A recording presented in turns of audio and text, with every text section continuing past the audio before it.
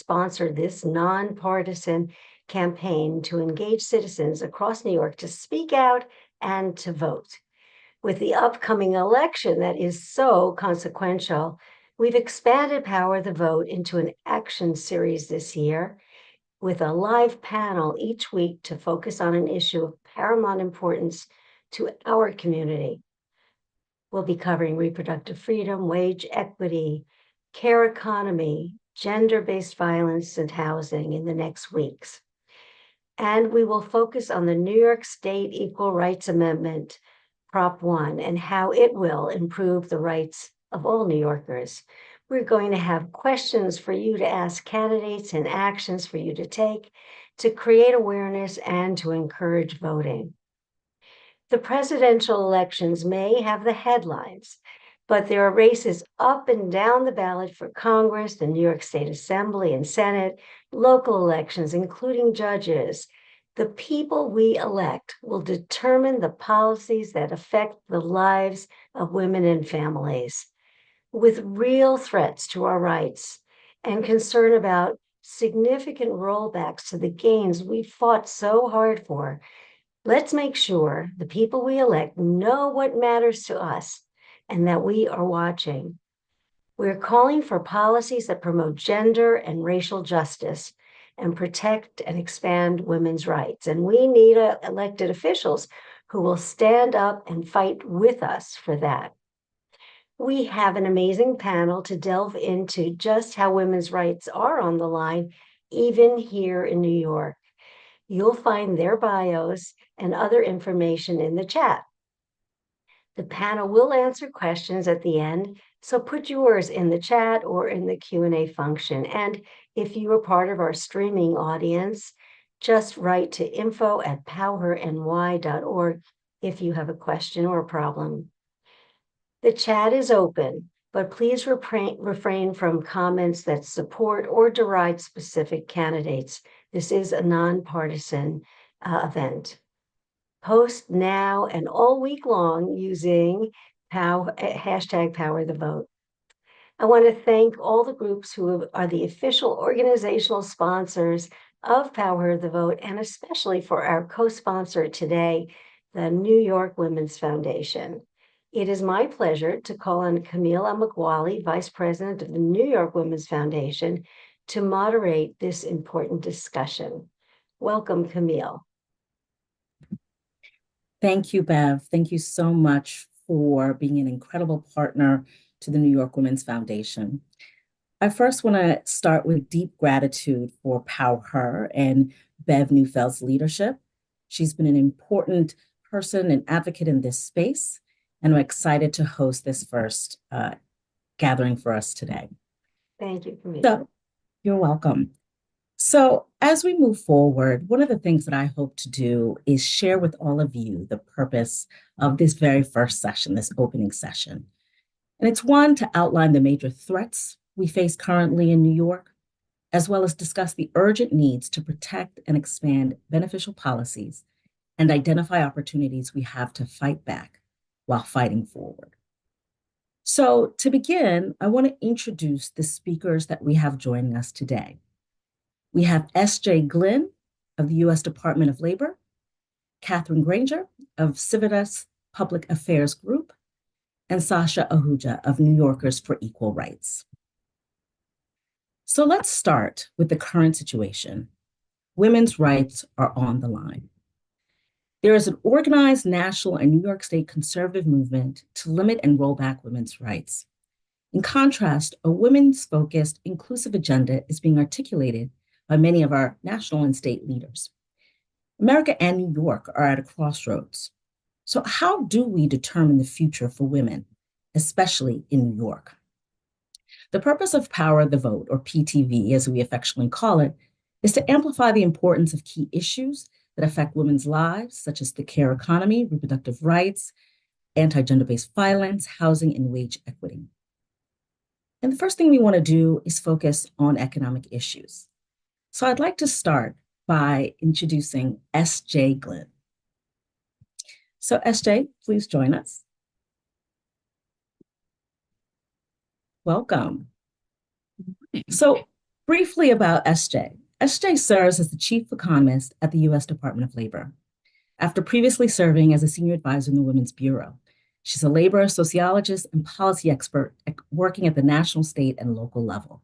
And she's spent her career researching and working to advance policies that help support employment and economic security, often with a focus on women and caregivers. So, SJ, as an economist with a national perspective, how do you see the current economic status of women, and how is New York faring? And what has moved us forward? And what do you think continues to challenge our progress? It's a great question. Thank you for that introduction, Camille. You know, I was thinking this morning when I woke up about where we were 4.5 years ago. And, you know, that was the very beginning of the COVID-19 pandemic. And that was the first recorded recession where women's employment fell the most, the first time that's ever happened. And there were two primary reasons for that. One is that women were the majority of workers in the industries that were the hardest hit by closures, leisure and hospitality, restaurants, things like that. And the second part was because of caregiving responsibilities that limited many women's ability to keep working remotely, if that was even an option with their jobs. So we had this incredible hit that hit women the hardest. But we then turned things around pretty quickly. You know, we experienced the fastest economic recovery in modern history. We now have record-setting rates of labor force participation for women who are between the ages of 25 and 54, what are typically referred to as prime age women. And real wage growth means that workers' paychecks today, in spite of high inflation, are actually going further and have greater purchasing power than they did in 2019. So workers are, in many, many ways, by lots of measurements, better off today than we were pre-pandemic. And all of this is happening at the same time that our federal government's made trillions of dollars of investments in built infrastructure, in clean energy, and in advanced manufacturing. And those investments are already starting to create jobs out in communities. Literally no part of any of this, amazing recovery, wage growth, job creation, all of that, none of it's possible without women. And that's because women are a huge part of our economy. You know, most of us work for pay, either because we want to, or often really because we have to, right? America no longer has an economy where families can get by with a single earner in most instances. And, you know, whether we're partnered or single, whether we're mothers or child-free, most women who are of working age are in the labor force and have jobs. And that's even more true in New York, where last year, those prime age women between 25 and 54, more than 80% of prime age women in New York were in the labor force, which is higher than the national average. So most of us are out there working for pay, and our earnings really matter to ourselves and our families because, you know, we're supporting ourselves, we're supporting partners, we're supporting children, we're supporting, you know, extended families. There's very few of us for whom, you know, our earnings are just like for fun and, you know, pocket money, right? We need those earnings. That doesn't mean, unfortunately, that we're paid the same way that men are. For all, women are paid less than men in every state in the country, and women of color tend to have even larger wage gaps relative to white non-Hispanic men. And that's also true in New York, where women who work full-time all year round are paid about 87% of what men are paid. That is not parity, but it is better than what happens in most other states. There's only 4 other states that have a smaller wage gap than New York. But that's only when you're looking at all women overall. For Black women, for Latinas, the wage gap is much wider. Latinas in New York are paid about 60% of what white men are paid. Black women are paid just over 2/3. So most of that wage gap can't be explained by any measurable differences. A big piece of it is likely discrimination, but we can't put a figure to that. But of the part we can explain, we know that the biggest difference is the difference in the types of jobs that people have. And there's tons of complicating factors here, but, you know, in short, I would argue we can't have true economic gender equity until we address the gendered and the racialized differences in the occupations and the industries where people work. And we also, in a related way, can't get to true equity without addressing the gendered and racialized differences around caregiving. And that's why at DOL, you know, we're very focused on care infrastructure because we know that too often care is inaccessible to families. It either isn't available, it isn't affordable, or it isn't compatible with employment. And we've seen time and time again in the data that it's women who suffer the consequences the most when that's the case. New York is really unique in this respect. It's one of the first states to implement a temporary disability insurance program back in the 1940s. More recently, added paid family leave on top of that program. And to be clear, it's not a perfect system. For example, the benefit amounts are the lowest of any of the existing state programs. But most states have nothing like this. So it's an enormous step in the right direction. But we also know New York is the third most expensive state in the country when it comes to childcare. The average price of center-based infant care is more than $17,000 a year in New York State. And it's even higher in some places. If you look at Bronx County, the average price for center-based infant care is over $20,000 a year, which is roughly half of what the average family in that area earns. So that's not a sustainable system. And we know it's not just babies and young kids who need care. For families with older adults, people with disabilities who need to hire a home health aide. If you need a full-time home health aide in New York State, the price is about 80 grand a year. That's not affordable to most people, certainly not to me.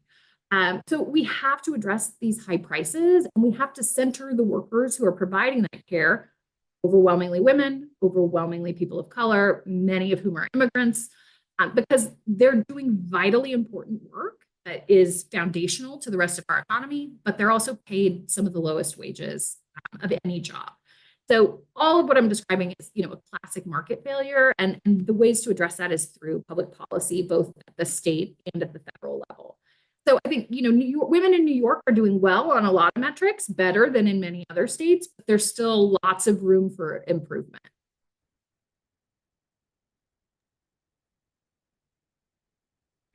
Thank you, SJ. You elaborated a great deal on so many different areas of policy that would impact lives of women here in New York. Are there any, and you mentioned public policy both on a local and state level. Are there 2 to 3 that you'd like to highlight that should be prioritized? Just briefly. Sure. I mean, I think, without getting too much into specifics, I think that really addressing the price of care is one of the biggest challenges that is facing families, and that really has a significant negative impact on women's ability to get into the kinds of careers that they might want and to stay in those jobs. So I think any kind of investment that will help make care for children, but also really importantly for older adults and people with disabilities, just in terms of the employment effects of that, I would argue that's one of the most significant investments we could be making through public policy efforts. SJ, thank you so much. We'll be coming back to you momentarily. So I'd like to move on to our next speaker, who will also continue in this conversation that we're having on what's ahead for women in New York. I'd like to introduce Catherine Granger, Managing Partner at Civitas Public Affairs Group. Welcome, Catherine. Thank you. So just briefly, a little bit about Catherine. You'll all see the bio in the chat, but just to uplift that with 25 years of policy, legal, and advocacy experience, Catherine is a thought leader on gender, race, and sexuality. A lawyer by training, she has a unique ability to combine big picture vision with real world solutions.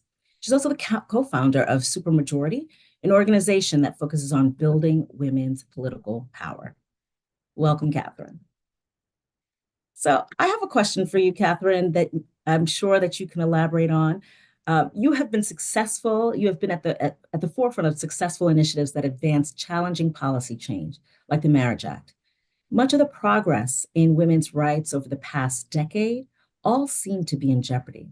Are women's rights really at risk in New York? What has changed, and how do we respond? Thank you. Thank you for the invitation to PowHer and New York Women's Foundation. I mean, listen, it is not just women's rights that are being unraveled right now. We are in a moment where we're seeing most of the work in the progressive space be undone. But I think for this conversation, we just have to look to the fact that the Supreme Court overruled 50 years of precedent found in Roe versus Wade and the Dobbs decision. And I don't think it's lost on any of us that this is the first time the court has overruled a protection that a majority of the population depended on, and that protection was used by women. And in New York, you asked me, is New York in crisis? We only have access to reproductive health care here because of who's in office at both the federal and state level. And this shouldn't make any of us feel secure, particularly as we kind of encroach on this current federal election. But you asked me what has changed.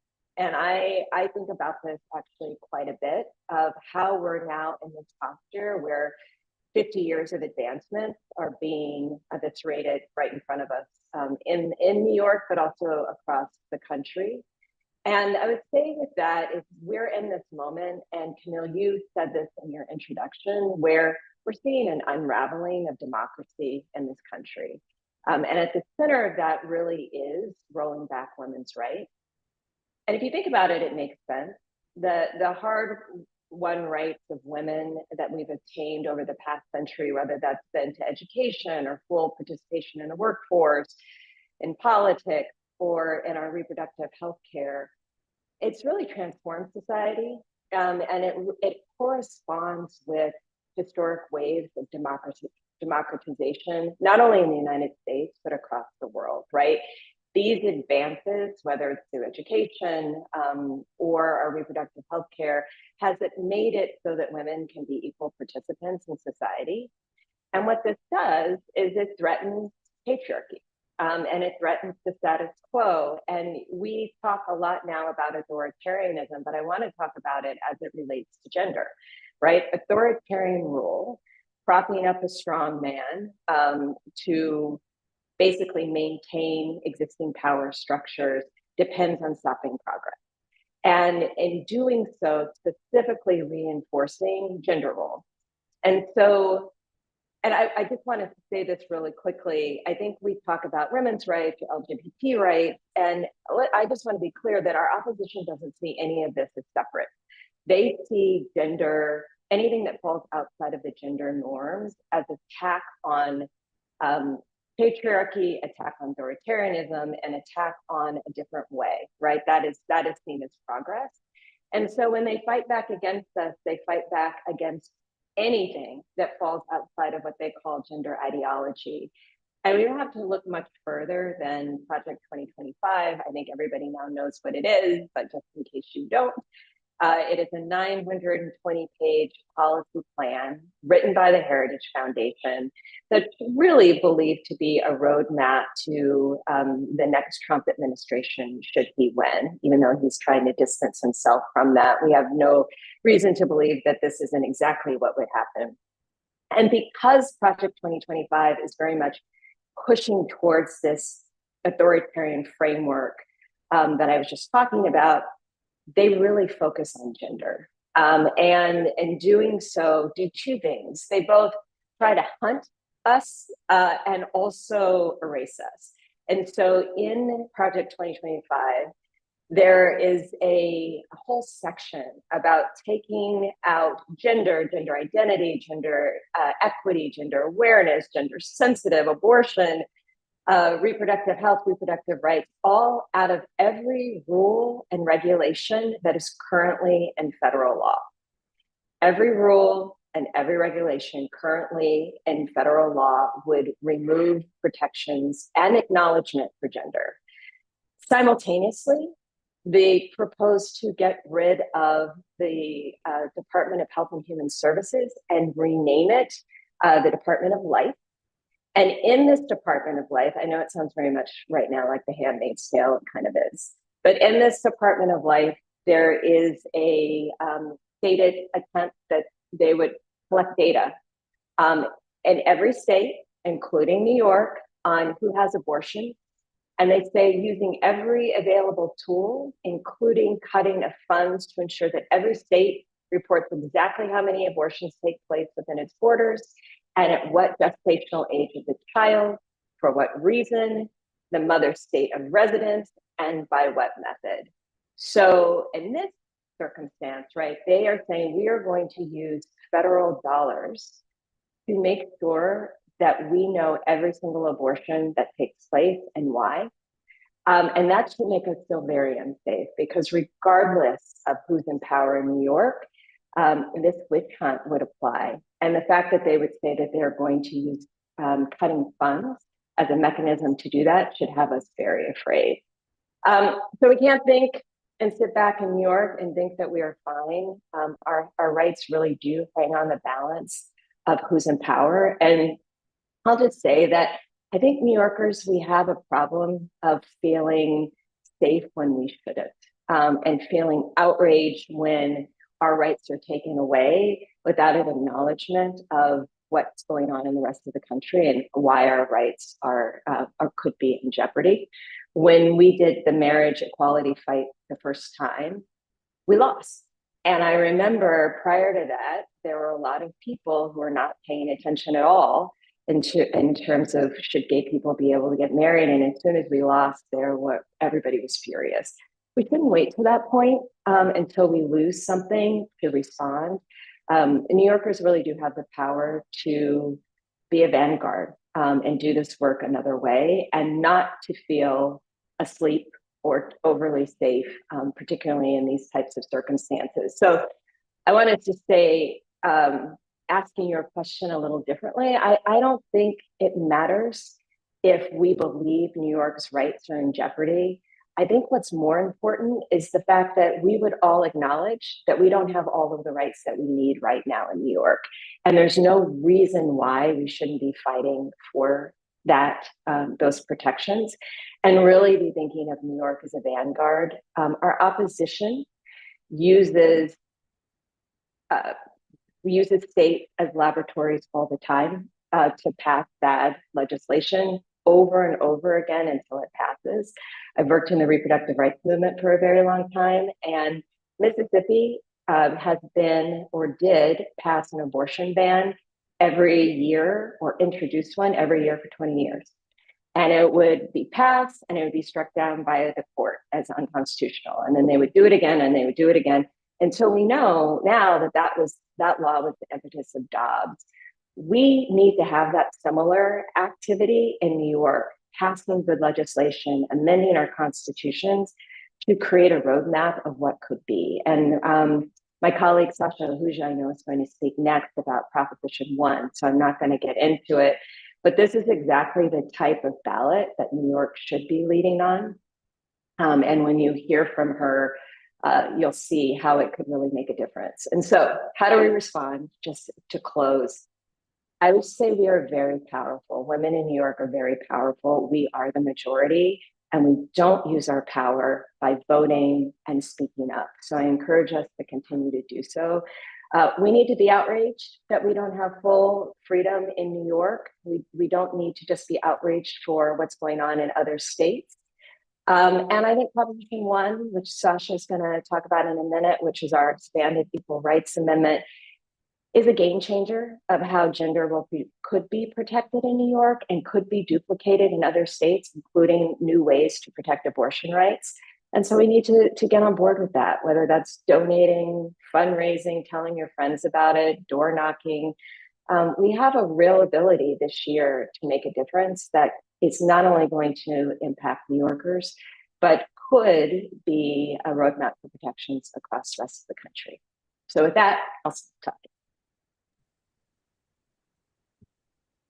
Catherine, thank you so much. I do have a follow-up question for you, but I'll hold it to the end because I think you've set Sasha up quite nicely, and I think it's important for us to get to this conversation of Equal Rights Amendment here in New York. So Thank you, Catherine. And welcome, Sasha. So Sasha, before I delve into questions, and I know your bio is going to be included in the chat, I do want to just share with folks who you are and the role that you're playing in this important fight. Sasha is an organizer and an advocate from New York City who has run local and national electoral and issue-based campaigns. She currently serves as campaign director for New Yorkers for Equal Rights, a ballot initiative committee that will engage voters across New York State to affirm their support for a comprehensive Equal Rights Amendment, which will appear on the ballot in New York in November 2024, which is right around the corner. I mean, I think I've never felt so many countdowns going towards the election, which I think is quite a galvanizing thing that everyone is looking forward to Election Day. Welcome, Sasha. Thank you so much for having me. And yes, I'm one of the people who does a daily countdown, reminding our team and our coalition that we have 48 days left. 48 days. Okay, so we have a lot of work to do in 48 days. So tell us, Sasha, when we talk about women's rights on the line, we must talk about the New York Equal Rights Amendment. Give everyone on this call just a breakdown. What is the New York Equal Rights Amendment, also known as Prop 1, and why is it important? Absolutely. And then please just go into what are some of the concerns about our loss of liberties and how we can shore up our rights. Absolutely. Thank you so much for having me. Thank you to Camille and the New York Women's Foundation for always stepping up, filling in the gaps, making sure that we're connected, organized, and well-resourced in the fight. Hi, everyone. My name is Sasha Huja, she and her, campaign director for New Yorkers for Equal Rights, a ballot initiative committee that we filed just over a year ago to organize New Yorkers across the great state of New York to flip their ballot and vote yes on Prop 1. So a little bit about Prop 1 and how we got here. I want to take us back to the moment after the Dobbs decision, a moment when many, many Americans, including so many New Yorkers, realized that our rights were not as safe as we thought they were. Now, I know folks on this call and perhaps folks watching could have anticipated that moment for a long time, but the reality is that most folks just didn't think it was possible, that 50 years of legal precedents could be reversed, that states now had the responsibility to make sure that our rights and our freedoms and our lives and our bodies and our futures had to be protected, and that we had to do that work at the state level. So we got to work here in New York. Many of you were actually part of the effort to make sure that we could put a measure on the ballot that would protect our rights and freedoms, what was then called an Equal Rights Amendment, now that we're simply calling Proposal 1.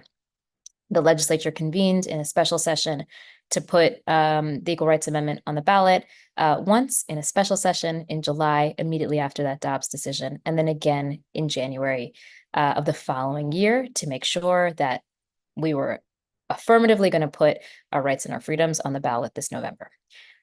Here in New York, we're not oftentimes used to ballot campaigns. We don't educate folks often about measures on the ballot. Oftentimes we show up to vote and we know that there are candidates and we know that there are people to vote for. But sometimes when a poll worker reminds you, hey, there are these important issues on the ballot, you may be learning about that really for the first time when you show up to vote. That's just the reality of how our state operates. It's actually quite hard to amend our state constitution or local constitutions or charters. Legislation has to move through elected bodies. And so it's not a typical thing that we often see. And so that's why we knew we had to start. We had to organize and start this fight early. We brought together 11 organizations around the state, labor unions and civil rights groups, reproductive health groups, and LGBT organizations to build the infrastructure of what is now the Yes on One New York campaign. We have also organized over 500 organizations around the state who are with us. They are knocking on doors, talking to voters, engaging voters in their communities about why it's so important to protect our rights and freedoms here in New York. And let's talk about what Prop 1 does. Prop 1 does two things. First, it protects the right to abortion here in New York. That is abundantly clear in the way that the language was written legislatively, and we need to make sure that we are telling every voter across the state that when you're voting yes on Prop 1, you're voting to protect abortion here in New York. Second, Prop 1 goes a little bit further. It closes loopholes in the state constitution so that no New Yorker can be discriminated against because of who they are, no matter your age, no matter your gender, no matter if you're a person living with a disability, or if you're LGBT, your rights and your freedoms will be protected here in New York. Now, Catherine said this a little bit, and I know many folks feel this. We felt this in 2021 when we lost voting rights measures, when New Yorkers lost voting rights measures on the ballot. We felt this in 2022 when we came very, very close to an extremist taking that governor's mansion, an extremist who vowed during his campaign to roll back our rights and our freedoms and had a record in Congress of doing exactly that thing. We sometimes take some of these big fights for granted here in New York. we shrug our shoulders and say, of course, New Yorkers will be with us. Complacency and lack of urgency sometimes are our biggest enemies. And that's exactly why we built the infrastructure for this campaign to go out and win. Now, it's a busy cycle. There's so much happening, not only across the country, of course, the top of the ticket, but right here in New York. There are important races that are putting freedom on the ballot, that are putting positions that candidates may be taking on the ballot. And sometimes it's actually quite hard for the network of nonprofit organizations and advocates to participate in those fights, and because they're so restricted. The good news is that we, as nonprofit leaders and organizations around the state, actually can participate in not just talking to their communities and educating folks about a ballot measure, but actually encouraging people to vote yes. You have that flexibility. That's why ballot campaigns are special and a little bit unique. Many of you who lobby your electeds all the time, you're just now lobbying the electorate or voters in this case. And so there's quite a bit of flexibility for folks to engage. It's why we've been able to build the coalition that we've built. It is so important that we are talking to voters all across the state and reminding them of the stakes of this election for all of the reasons that you heard from SJ and from Catherine. We cannot take this fight for granted, and we actually need to win the fight for abortion in a brand new way, in a way that's leaving nobody behind. As Catherine said, states are important places for us to be able to prove that we can win the big fights, that we can include all of our communities, and that we can try new things. And the important thing about Prop 1, certainly it protects the right to abortion, but also makes sure that we're protecting access to contraception and access to IVF, people who experience a miscarriage, really the full spectrum of pregnancy outcomes. And importantly, we're ensuring that no New Yorker can be discriminated against because of who they are by the government, no matter if you're LGBT, if you're an older adult, if you're someone living with a disability. We're truly leaving no one behind and charting a new path for how we hope to secure our rights and our freedoms in our state's strongest founding document, our state constitution. So we're 48 days to go. We have a lot to do in the days to come. We'll be organizing voters all across the state, making sure that we're educating folks, uplifting the urgency, getting the word out that in addition to candidates up and down the ballot, New Yorkers will have the incredible opportunity to flip their ballot and vote yes on Prop 1, securing the strongest possible protections for freedom, for equality, and the right to abortion right here in the great state of New York. So with that, I'll pass it back to you, Camille, and looking forward to getting into questions. Thank you, Sasha. And I just have a follow-up question because I think it's important for folks on this call to know. If Prop 1 does not pass, what are the implications of that? What should we know won't happen or will happen to us if Prop 1 doesn't pass here? So let's talk a little bit about the opposition that we're facing to Prop 1 and how it can be very, very powerful. Again, in the spirit of us having a little bit of a history of taking these fights for granted. We put this measure on the ballot. We built this campaign early. And I will be honest with folks here. We have not been able to raise the urgency for the fight for Prop 1 in the way we would have wanted. I think folks think that we're safe and we're secure. And of course, New Yorkers will vote yes on an amendment that they may have never heard of before to protect our rights and freedoms. However, my friends, there is a well-organized opposition effort to Prop 1. The opposition, they are anti-abortion extremists. They have seeded all sorts of fights to roll back our rights right here in the state of New York, and we've seen so much of that play out just in the last couple of months. They are trying to make this fight about anything other than abortion. They're trying to use language that divides and distracts New York voters from what Prop 1 is all about, protecting our rights and our freedoms and abortion, protecting the rights that we already have.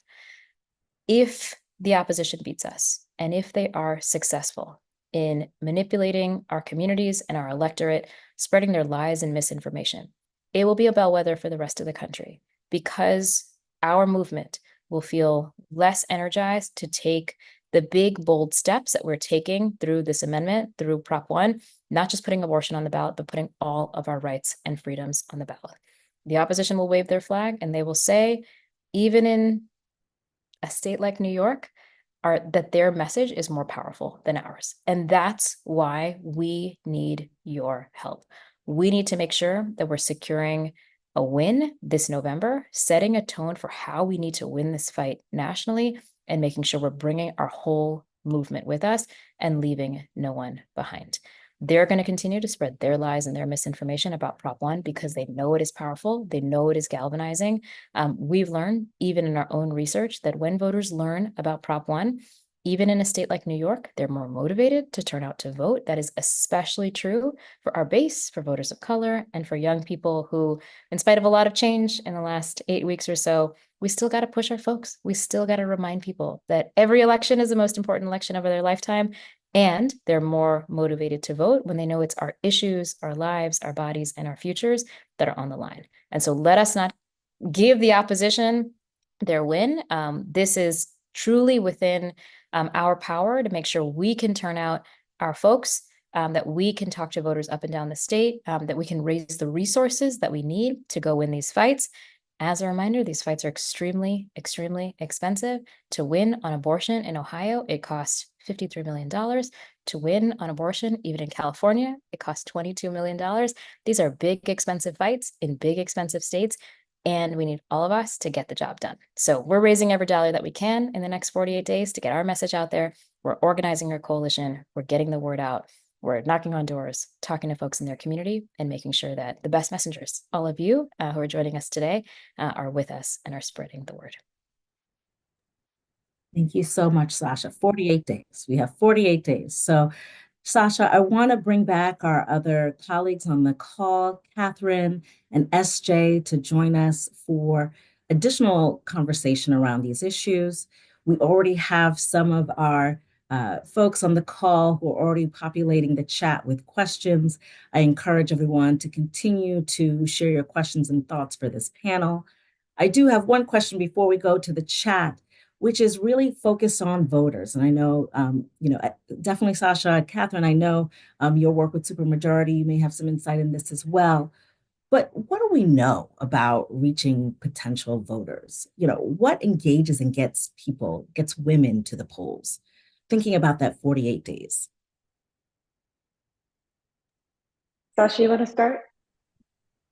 I can talk kind of big picture about ballot campaigns and what we know, since we've put a lot that I've learned in building this campaign, also leaning into the lessons that are actually quite new for all of us since the Dobbs decision. And 7 of those times, so we have won these fights, even in the toughest political conditions. What we do know, and the benefit and the power of putting our issues on the ballot, is that we can actually ascend the partisan politics that sometimes leaves a lot of people feeling unseen and unheard, deeply disaffected, and not wanting to participate. And when we talk to people about their lives and their families and the world that they want to live in, regardless of their partisan affiliation, regardless of where they live, regardless of their age or their gender or their life experience, when we can just talk to people about issues and meet them where they are, that is incredibly powerful. And we've seen, even in the maybe more challenging political conditions than we have here in New York, although I would argue the political conditions in New York are also tough in a different way. But in states like Kansas and Kentucky and Michigan and Ohio, in states like Vermont and California and Montana, all of those states have put abortion on the ballot, and they have won because they have been able to get out of the partisan back and forth that oftentimes leaves people out, that doesn't motivate people when this becomes a partisan fight. Although, unfortunately, we know the partisan lines have been drawn around these fights. And also, we need to make sure we can talk to the full electorate about protecting our rights and freedoms, including abortion. And the only thing that I would add to that, so Supermajority was started 4 years ago as a political home for women. And the reason we call ourselves Supermajority is because women are the supermajority in this country and yet don't vote as a voting bloc. And we are working to help change that. Since it began, Supermajority has started working specifically with young women, and even more specifically than that, young women who either don't vote or vote in less than 50% of elections. We are nonpartisan, but we do have a value set. And these women, these non-voters, do believe in the values that we believe in, which are progressive ideals to keep women safe in this country and build power. But they're not voting. And so what we have found this election cycle is that when Vice President Harris was announced, suddenly the enthusiasm gap that had really been waning changed. And the way that we know this is because people started registering to vote in ways that we had not seen since even during the Obama administration. And so young women in particular are excited about Vice President Harris' candidacy. They are turning out to vote. And they're trying to register to vote and are registering to vote. The thing that they care most about, and when we've surveyed these non-voters, the thing that they really are caring most about, which SJ, you alluded to, is cost of living. People are struggling and they are looking for any politician that actually they feel like cares about them and cares about their family and can actually help with day-to-day obligations that involves economy. And then the other thing they care about is reproductive health care. And we have seen that be quite a galvanizing force to mobilize voters. The other thing that I would say with these young women is that most of them feel powerless and haven't voted because of that.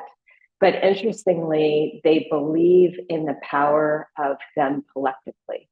So there is a feeling that when women come together collectively and vote, they have power, and supermajority is knitting that together to help turn those women out to vote so that they actually feel their power collectively. And just to give us a little bit of hope, in the states that supermajority focuses on, before the Harris announcement, they had about 1.8 million people as a target. These were women who were registered to vote that didn't vote, young women. And since the Harris announcement, that number in these 4 states that supermajority targets has increased to 3.5 million. And that is because of new registration. So people are fired up. We have a possibility to make a difference this election cycle, supporting a candidate that cares about women's issues. But the biggest piece is people who need to feel cared for. And that largely comes around politicians caring about their economic well-being. Thank you both. I'm going to go into the chat here and ask some of the questions that folks who've joined us have shared. So first from Linda Hartley, we have, what are the results of New York State polling on Prop 1? She's asking specifically what actions are taking place in Sullivan County, if you have any information to share about that. And we see plenty of ads in the local paper and on social media to vote no, quote, protect our children, girls, and women's sports, and quote, Prop 1 could give illegal immigrants constitutional rights to taxpayer-funded benefits. Happy to put vote yes lawn signs in Livingston Manor. So could we speak to a little bit about some of that information that, it's disinformation that's being put out there? Sure, of course. And so, Linda, to your point, and to what I said earlier, the opposition is trying to make this about everything but abortion. They're trying to divide and distract New York voters from what Prop 1 is all about, protecting our rights and our freedoms. Given the national threat that we're seeing, the reality that so many of our rights could be rolled back, including right here in New York, it is our responsibility to make sure we're flipping our ballot and voting yes. So let me share a couple of things, and I can drop these links in the chat. We have an incredible coalition that has organized over 400 events already. You can join an event in your community. We have close to 200 events that are scheduled between now and Election Day in the next 48 days. And so I'll drop that link in the chat. We are certain that there are events in Sullivan County, and if they are not, join us to help to organize them. Second, the arguments that you see they're gonna continue. And you need to be in a position to join us and to be with us to make sure that we are spreading the message about what Prop 1 is all about, protecting our rights and freedoms, including abortion. Yes, they're sticking into the tough wedge issues in our movement, trying to manipulate voters and spread lies and misinformation. Let me be clear, Prop 1 does not change federal laws around immigration. It does not change existing laws about young people getting access to the healthcare that they need. It doesn't change any ability for parents to make any different decisions or have less power in the healthcare decisions for their kids. All of the things that they're saying are lies and misinformation. And again, they're trying to talk about anything but abortion because abortion is popular and freedom is popular, and those are winning issues. And so join us in your community, organize with us. If you don't see an event locally, reach out to us to schedule events locally and make sure that you're with us. And of course, if you want to buy a lawn sign, you can go to our website, support the campaign directly, and order your lawn sign and get those out. And also just know these are going to be in all of our offices around the state, and also many candidates and other individuals that are on the ballot are going to be carrying our materials with us. So support the campaign, get yourself a lawn sign, maybe a t-shirt and a hat, and get in the fight with us. Thank you, Sasha. So I want to kind of hone in on this piece around misinformation. And I think, Catherine, you sort of had this through line when you uplifted Project 2025 and specifically the sort of overarching conservative ideology. And I think about that, particularly SJ, as it relates to economic policies, right? When we think about women voters who their primary issue that they're voting with is their pocketbooks, right? Is the day-to-day living needs that they have. That's their number one priority when going to the polls. And yet there is an agenda that's being pushed that is being pushed back against some of the policies we know that may be transformative around the economic status and the reproductive needs of women in this state. Can you uplift some of the opposition to some of the policies that you raise, SJ, around economic policy? You mentioned care as one of them, or even the supports that women in the workplace need in order to have thriving wages, equal pay, et cetera. That should be uplifted even in some of the messaging that also will continue to galvanize folks to get activated and go out to vote in 48 days. I think the biggest concern that we hear from folks around some of the things that I'm talking about, right? Like making childcare or care for older adults more affordable, or other kinds of workplace supports like access to paid leave. You know, the primary concern that I have always heard back from folks, and this is folks across the political spectrum as well, is like, well, that's going to be too expensive and it's going to backfire. The fear is that it's going to backfire, right? It's going to be irresponsible in terms of the cost that taxpayers would have to contribute towards making it happen, and that it would destroy our economy. You know, if everyone had access to paid leave, then we would, you know, 1 million jobs would be lost and the entire American economy would sit on itself. But we know that that is not true, right? And so I think that one of the things that's really important, and that I try to do in all of my work, is to help educate people about what we know based on data. And weirdly, COVID gave us some really important pieces of helping to tell that story.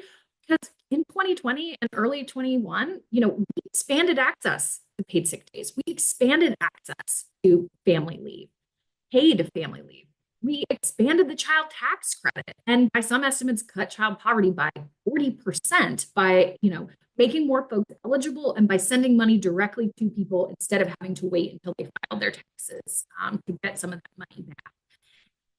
Now, to be fair, all of those policies happened, you know, in the context of a novel virus causing a global pandemic, and Congress did let all of those policies expire.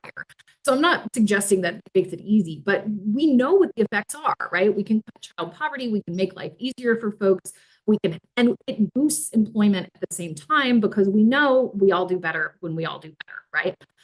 So I think that it's really important to take some of those concerns seriously around the price tag that is associated with some of these policies, but they're all very possible. And we have a lot of data, including data from within the United States, that shows all of the positive benefits that come from this. And, you know, the thing I keep coming back to is, like, we live in a country where billionaires get to go to outer space as tourists and, like, go on spacewalks. If we can make that happen in this country, we absolutely can solve some of these other problems. It's just a matter of what our priorities are, and, you know, where we're willing to put the time, energy, effort, and money into solving some of these issues. Thank you, SJ. And we have a follow-up question for you in the chat as well. In your answer to a question earlier, you talked about the price of care being the highest priority. What can be done about the low wages of the care workforce? I love this question because this is like a really central piece that we're very focused on here at DOL. We cannot make care more affordable for families by cutting wages or continuing the incredibly low wages that care workers are already receiving. I'm in the middle of some research on this right now, and people who are providing childcare and home health care, personal care aides, they are literally in the lowest 5% of hourly earnings across all workers. And these are the folks who are caring for our babies, for our grandmothers, for our loved ones, right? They deserve more for the important work that they're doing, but we can't achieve that by just raising prices up, right? Because families already are stretched too thin and can't afford prices where they are. That's why I say, and I'm not the only person who says this, Treasury Secretary Yellen has said this many, many times as well, as has the acting secretary at the Department of Labor, Secretary Sue. This is a market failure, right? Families can't pay more, but wages are too low. And that's why we need government policies to help intervene and to help support these costs. Because everybody benefits, every single one of us, whether you're a parent or a caregiver or not, we all benefit from that robust care infrastructure if and when it exists. So it is very much a space where we need to have more public investment so that we can raise wages at the same time that we're lowering prices that families are paying. And again, all of this is very possible, and we have frameworks that would allow us to do it.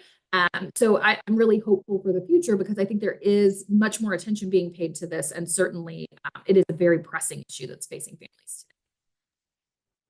Thank you, SJ. And I want to ask one final question that I think applies to all of your work. When we think about the need to make the case for strong economic policies for women, or when we need to get folks out, particularly women, out to the polls and vote, or when we need to uplift and make sure that folks know about Prop 1 and other ballot initiatives. As Sasha has mentioned in the chat, we cannot do this without the resources that are necessary to get it done. So in your final comments, I'd love for you to uplift what are the resources that we need to get the work that you do done, and what's needed to move that forward. And then Bev will close us out. The most important resource that we need is cash. More is more. That cannot be understated. It sounds silly. I know people have probably 50 texts to donate to this and that, and a million more emails to get in the game. My friends, we take the fight for granted in New York. We take the fight in New York for granted. We oftentimes say, New York is good. New York has got it. Well, my friends, in 2022, we saw a 14-point swing to the right here in New York. We lost some congressional seats and are sending more extremists to Congress from the state of New York than we have in decades. Do not take this fight for granted. Please do everything possible to join us in this fight. I would love if you were in a position to organize a conversation with donors in your network, with people who support you in your organizations, to say, you're supporting us, that's great. Now support us to help to get this job done by investing in Prop 1. We just have 48 days left, and we need to make sure this campaign has the resources to be where voters are, which is all the good organizing work that we said, the almost 200 events that we dropped in the chat that you can connect with locally, but more importantly, to be where voters are at scale, on their screens, on television, and making sure that our message gets out before the opposition's message gets it done. So for all of you who are in the fight, you contributing directly to the campaign is the best way that you can help. And the only thing that I would add to what Sasha said, which is all of that, co-sign that very hard, is that we have a lot of foundations in the progressive space that support women's rights, reproductive rights, and all of that money is usually C3. And I know that this is a C3 conversation, but I will say that our opposition is playing with political dollars at a much higher level, and a lot of that is because of individual donations. And so there is only so much work that we can do relying on these foundations. We actually need to break out of that and mobilize individual donors, which is why the power of what Sasha just said about all of us getting involved is so clear. Right. Thank you so much for that last thought, Catherine, and for everything that you have all shared. Camille as our moderator, and SJ, really filling in the holes around what is the economic argument here, Sasha, all the work you're doing on Prop 1. This conversation will be on YouTube, and we'll be sharing clips tomorrow for you to share online. So look for that. You've all given us a lot of information, and you've given us plenty of cause to get out the vote. And this is an action series, so please reach out to your neighbors about Prop 1. We have questions for you to ask candidates. This week's question: if elected, how will you prioritize the needs of women in the New York State budget and legislation to advance an anti-racist gender justice agenda? Let's hear what they answered to that.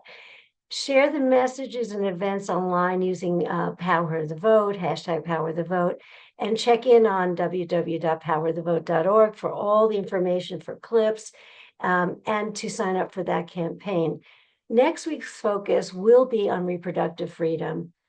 Catherine, you shared that when women come together, they feel collectively powerful. Well, I can't say the word power without saying PowHerful. And that's what we're about. That's what PowHer New York has been about for 9 years, and we have been successful. And I want to point to our work around equal pay today, just because this is International Equal Pay Day. It is also the first ever equal pay day for disabled women. So you can join us online at 2:00 to lift that up. But all the issues that we're going to talk about in the next few weeks, they are economic issues, and we can inspire people to get out the vote for their self-interest and for the interests of our state. So thank you so much to our speakers, our moderator, to our audience. And we hope to see you next week. It'll be Tuesday at noon about reproductive freedom, an excellent panel also. And see you online sharing and hopefully at a Prop 1 event. So we have a lot of work to do in these weeks ahead, and it's wonderful to do it with all of you. Thank you very much, and we'll see you hopefully next week.